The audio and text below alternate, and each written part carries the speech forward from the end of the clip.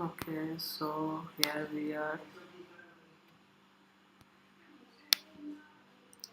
at the desk, and then we go to suppliers, where we have already created a supplier, and we are going for request for quotation. Here we will make a request for quotation, as in we give the date,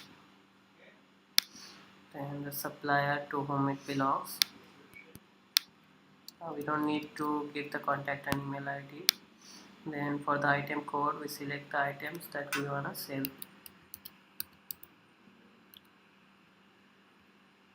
Here we have created aloe vera gel, so we have added aloe vera gel, and then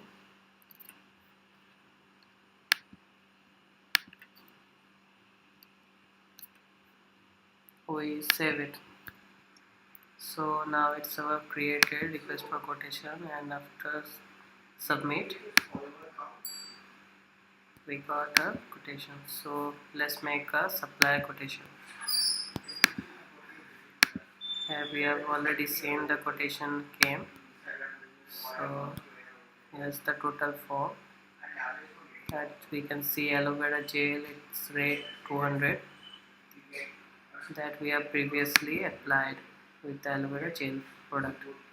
Now we have saved, it's in draft form. Now it's submitted.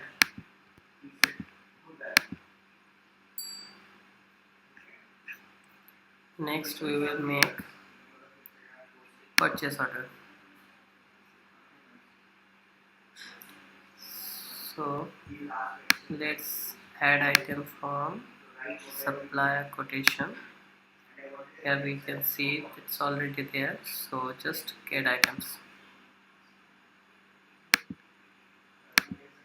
Next we will choose the date for which we will make, and we have mistakenly added 2, so we remove 1.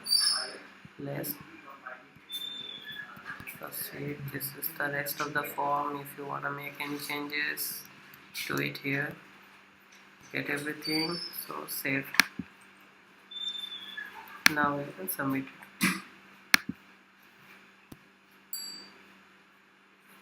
Okay, just close, and then make the receipt.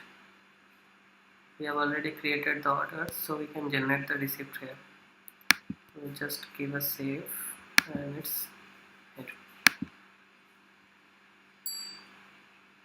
After submission, let's make the invoice, the purchase invoice. Here we can see everything. Just let me check if the items are okay. Yeah, there's the aloe vera gel and 200. Let's save it and submit. Yes. So we have made the purchase order, purchase receipt, and purchase invoice by now. Let's proceed to the sales portion. So let's select the sales order. Let's make a new sales order.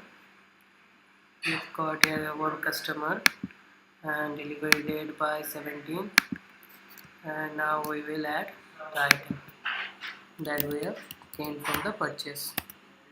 Here we have aloe vera gel. Let's sell it. Let's sell it for 500. So we are buying it for 200, and now we are selling for 500. We've got the taxes and all those. We don't need to add now. So submit.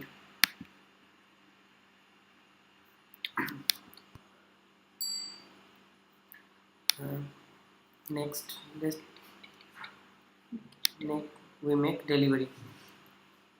So the man goes for delivery, and here we can see the gel with the 500 net total and save. So let's submit. Here this continues with the delivery. Now let's make the invoice. The sales invoice we can get here.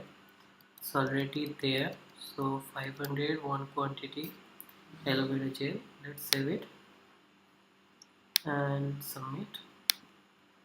So we have the sales order, sales invoice, and we have already gone for the delivery. Let's close. Now it's time for payment. Let's make our first payment from the customer.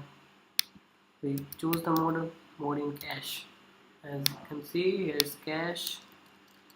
Now we have 500 rupees for the aloe vera gel, and the total grand.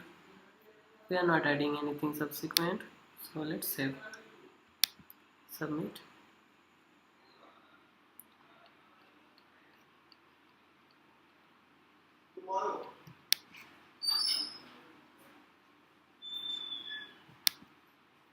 Let's say yes.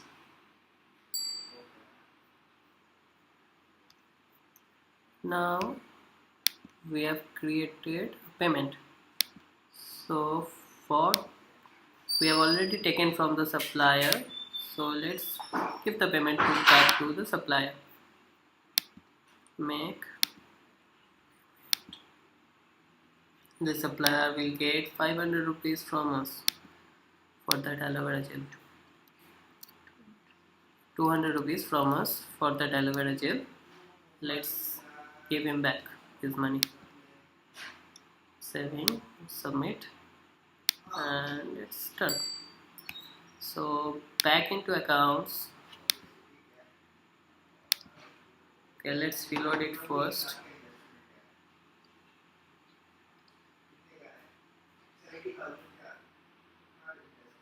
Okay, let's proceed to explore. This gives me accounts, and here we can see the balance sheet. Here you can see the total balance sheet. That gives me 300 rupees in hand. We have sold, we have purchased one item, aloe vera gel, one quantity for 200 rupees, and we have sold it in 500. So that gives us cash in hand as 300 rupees. So that's a profit for us. Let's check for the profit and loss. This is our profit and loss statement. Here everything is detailed. The direct income of us was 500, total income is 500, and we have expenses of 200 rupees. So our total profit of 300 we are getting. So that's all.